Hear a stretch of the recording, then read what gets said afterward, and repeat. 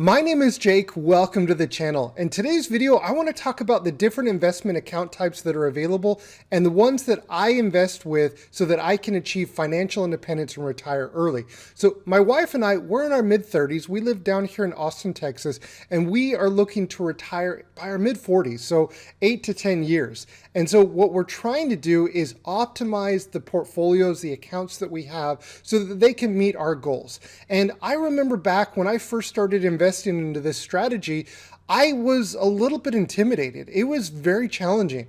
If you're a new investor, it can be very intimidating and overwhelming really at the surface because there's so many things thrown at you. Like, for example, when you're first learning about investing, you hear different opinions from different people. And in this video, I want to share really the basics from a new investor perspective, something that was helpful to me when I was first learning about investing and the different account types, because we're going to talk about a lot of stuff and I'm going to really try to keep it as straightforward and as basic as possible, while also going into detail when it comes to investing into a dividend growth strategy. There's really 4 areas that I want to focus on in this video. And really, once again, it's really from a new or a beginner investor's perspective. The first thing that I want to talk about the different account types. Now, I know that there's a ton of other accounts out there, for example, custodial accounts and, things that would maybe be applied to a smaller subset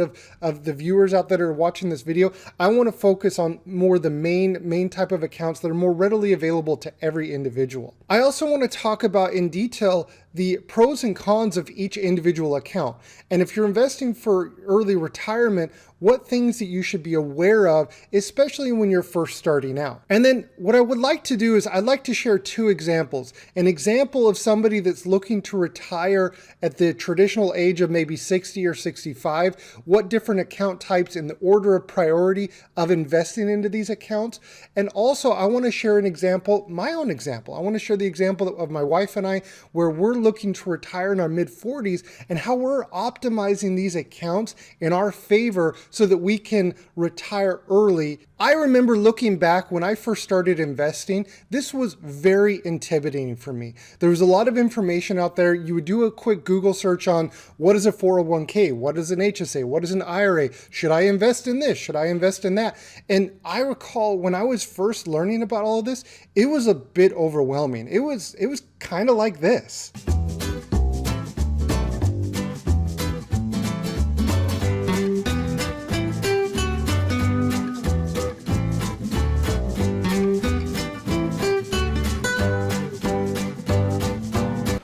Ishmael, welcome to my church. Wow. It's kind of intimidating to be in the presence of so many great athletes. Oh man, that movie's a classic. Leave me a comment below if you know what movie that's from. All right, so we're going to start here with the individual account. And so what I want to do is I want to talk about the pros and cons of each individual account. And like I mentioned, towards the end of the video, I'm going to go and I'm going to share an example of the order of priority if you're looking to retire in your the traditional age of 60 or 65, and also the order of priority for me in which I invest into these type of accounts for early retirement. So with the individual account, as you can see here on the left, this is the contributions. This is what you're putting into the account. And then on the right, that's the distributions. That's when you're taking money out of the account. Okay, and so with the individual account, that's what you're seeing here on YouTube with my M1 Finance account, right? That is a taxable account. And really the main thing to highlight here is with an individual account, there are no tax advantages when putting money into the account and when taking money out of the account. That's a big difference between the individual account and these other accounts.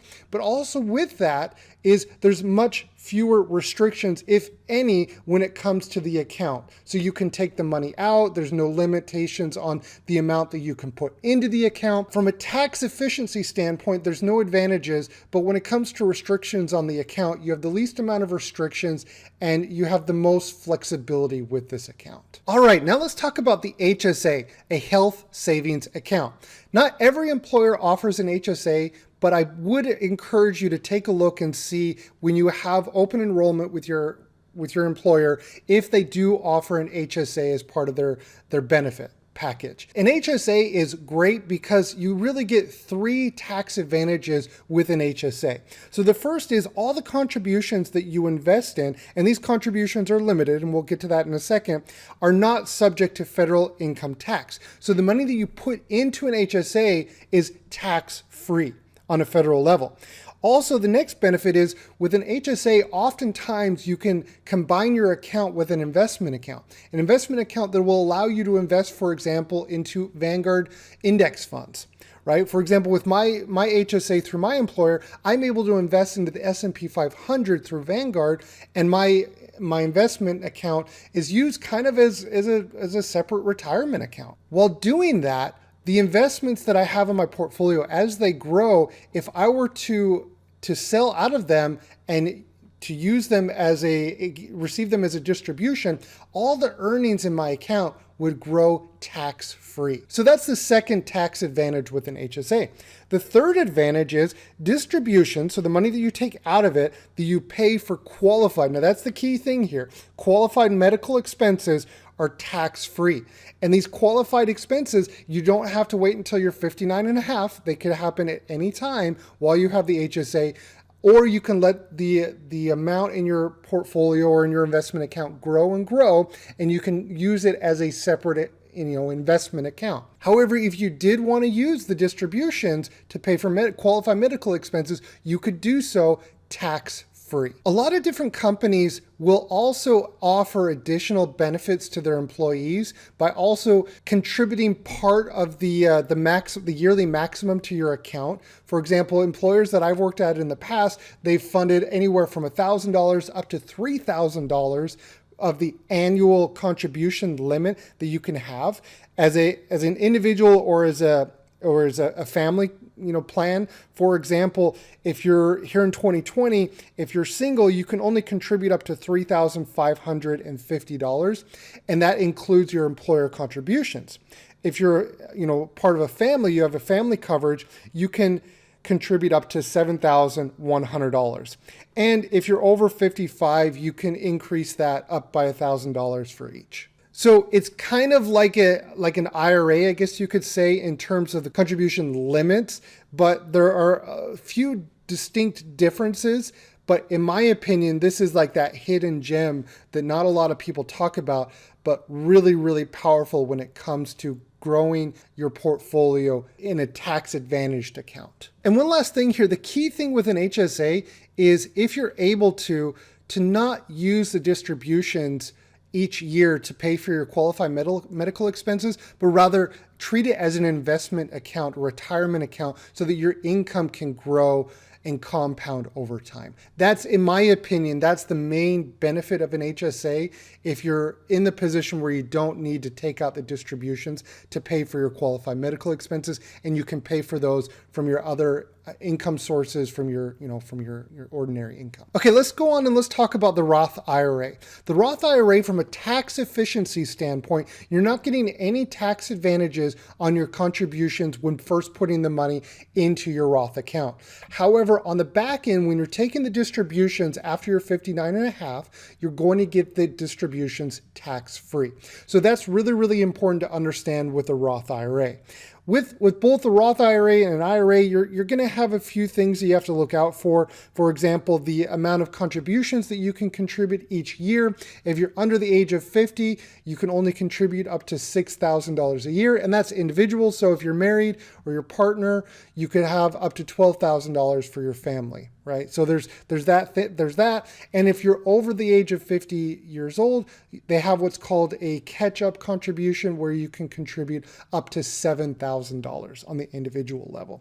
There are a few things that you have to look out for here when we're looking at the Roth IRA and the IRA for that matter, is you don't want to take out the money, the distributions, prior to being 59 and a half. There is going to be a fee. However, what I will say with the Roth IRA, you can take out the contributions at any time tax-free and with penalty free.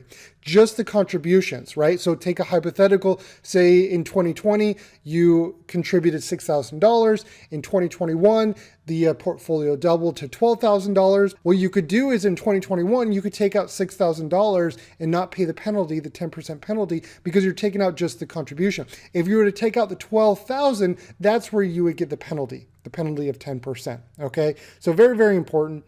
And also there are income limits when it comes to the Roth IRA. So if you make a certain amount of money over, for example, in 2020, if you're making over around $200,000, I believe it's tiered after $196,000, you're not going to be eligible for the tax advantages, or even with a Roth IRA, you're not even eligible to invest directly into a Roth IRA.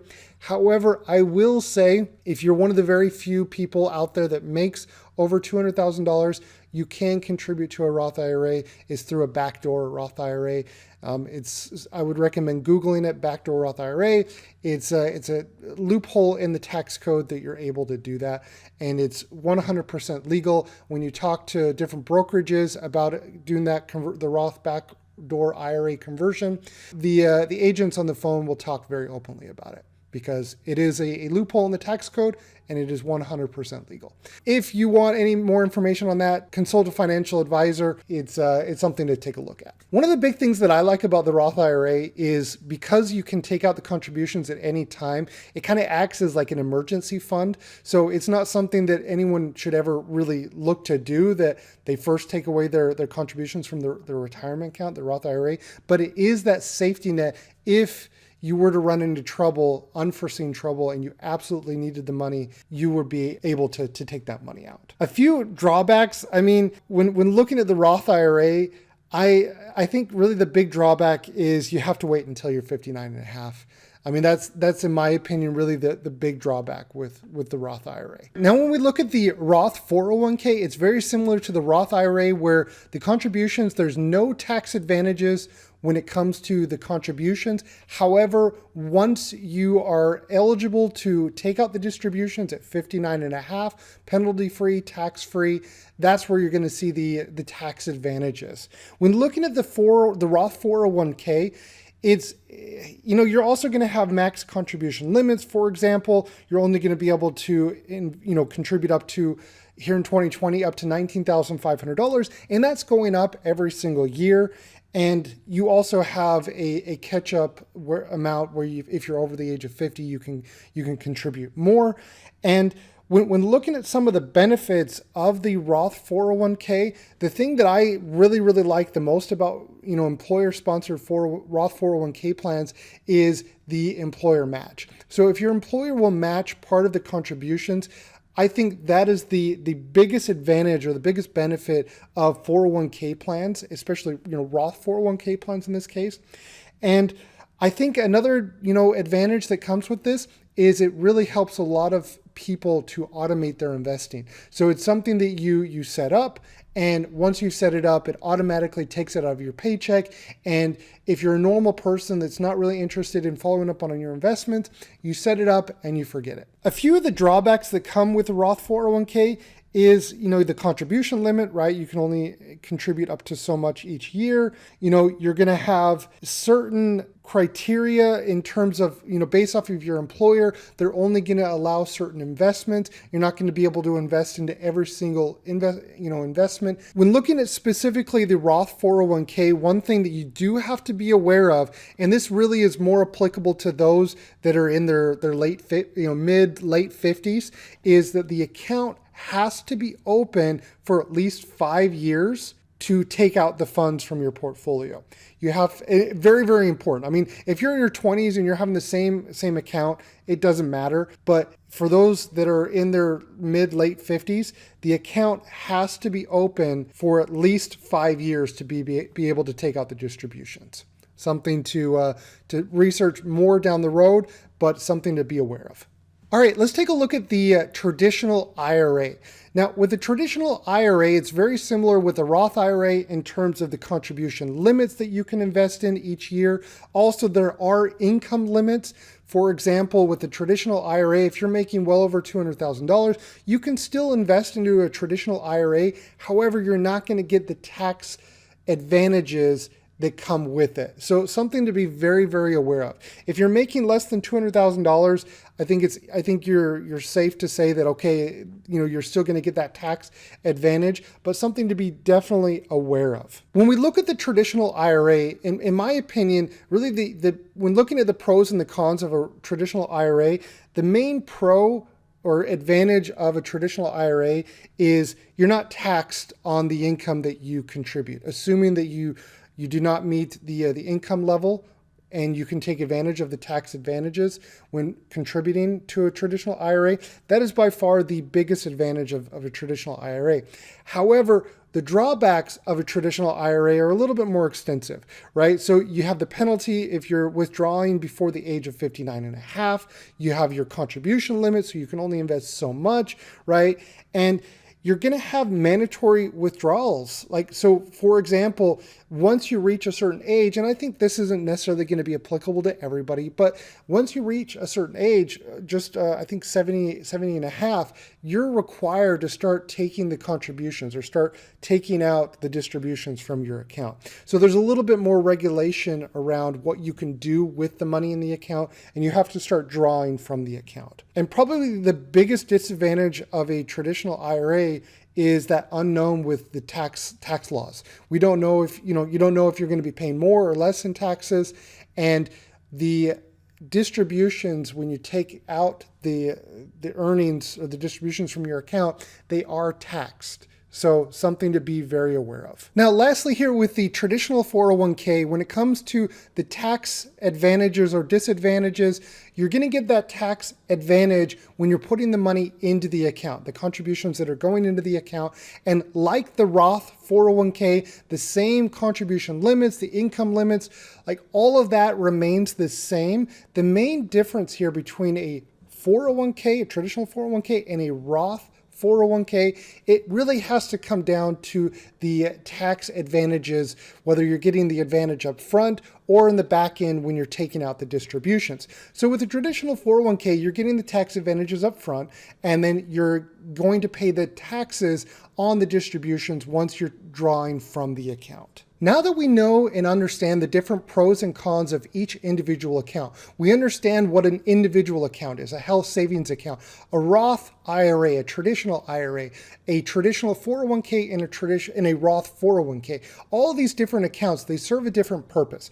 I want to share two examples of an individual that is looking to retire at the age of 59 and a half or later, what the order of priority should be if I was looking at this from my own scenario. So if I were looking to retire at 59 and a half, how would I personally prioritize the order in which I would invest into these different account types?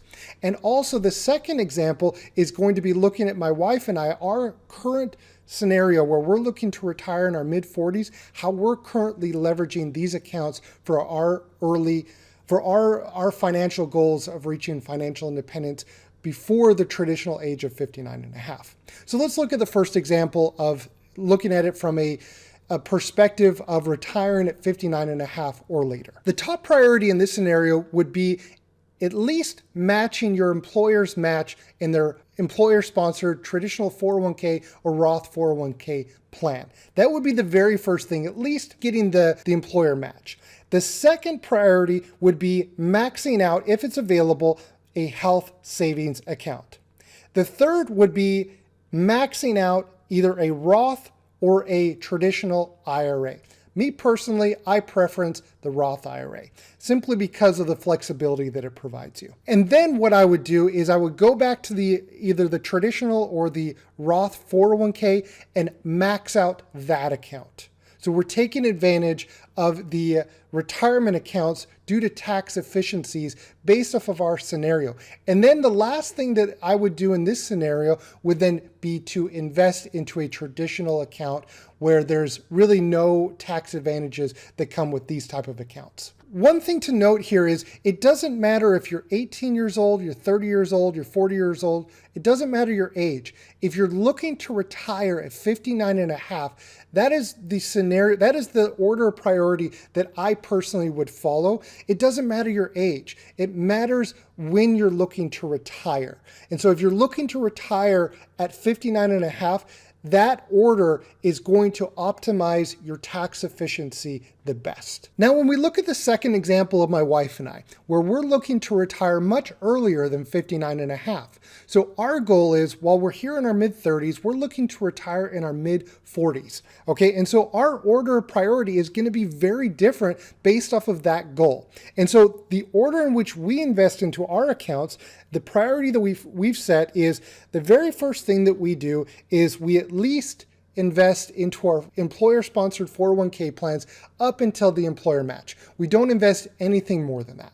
And here in 2020, we both invested into a Roth 401k plan. In 2021, we will be changing that to a traditional 401k plan.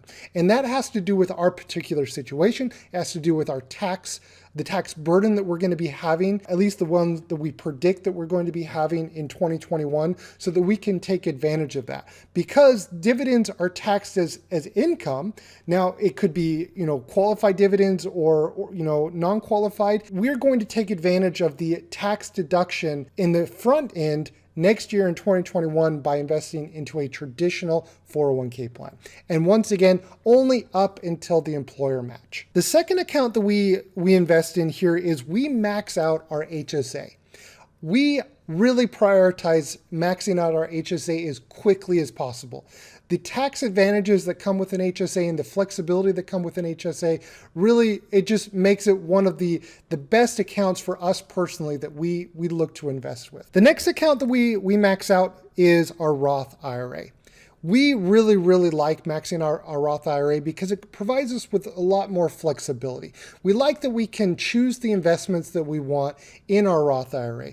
We like the fact that it can act as kind of an emergency fund. If we were to run into a jam and we absolutely needed the contributions one year due to a unforeseen expense or disaster, whatever it may be, we like having that safety net. So that's why we also max out our Roth IRA over a traditional IRA, for example. And then once we've invested into all of these other accounts, we then invest into our individual account. Now, with an individual account, there's no tax advantages that come with it. Really, the big advantage of an individual account is the flexibility that you have with it. You don't have any contribution limits. You don't have any income limits. It really is a flexible account. When we're looking to retire early, this is the account that we're relying on in early retirement. It doesn't provide us any advantage in terms of tax efficiency, but it does provide us flexibility. And because there are no tax advantages with this individual account, we're getting the advantages in these other accounts. For example, with the HSA, and here in 2021, we're going to get a little bit of a buffer here from the taxable account in our 401k that'll help reduce our taxable income in 2021 as we're growing our portfolio. But this is the order in which we invest into our portfolio for early retirement. When it comes to these individual accounts and when it comes to the tax efficiencies with your dividends, now with an individual account, you're not going to have any advantages with your dividends.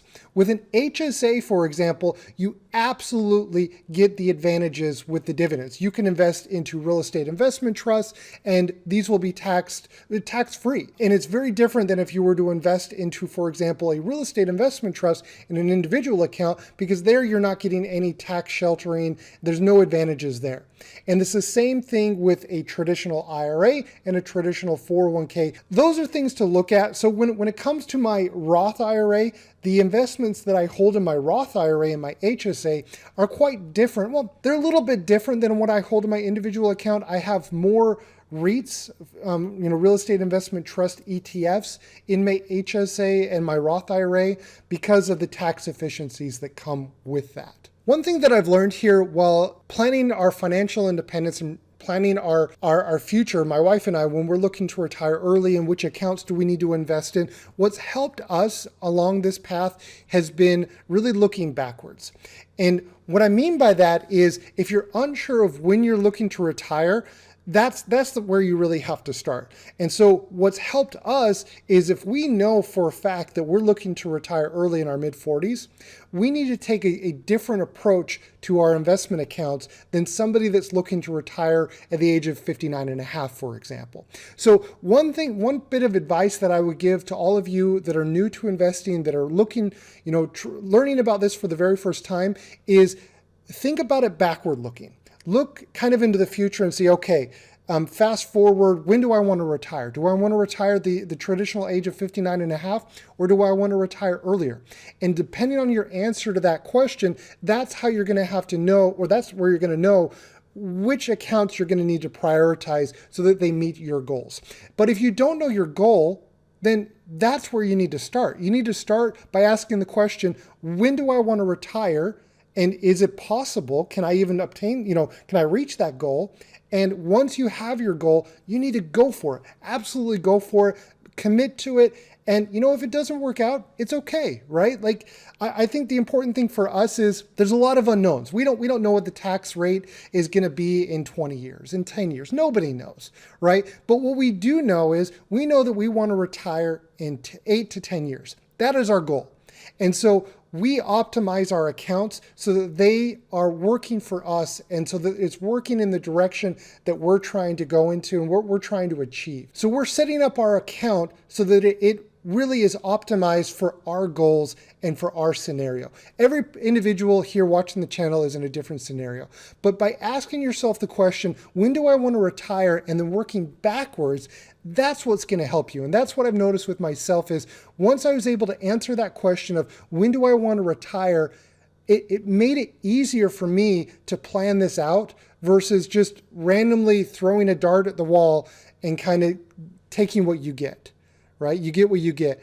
With this scenario, you get what you want. I know exactly what, my wife and I, we know exactly what we're aiming for and we're striving for, and we're putting all of our effort into it. We're working towards making it a reality. And you can too. Thank you so much everybody for watching the video. If you're new to the channel, I'd invite you to subscribe. If you liked today's video, give me a thumbs up, and I will catch everybody in the next video.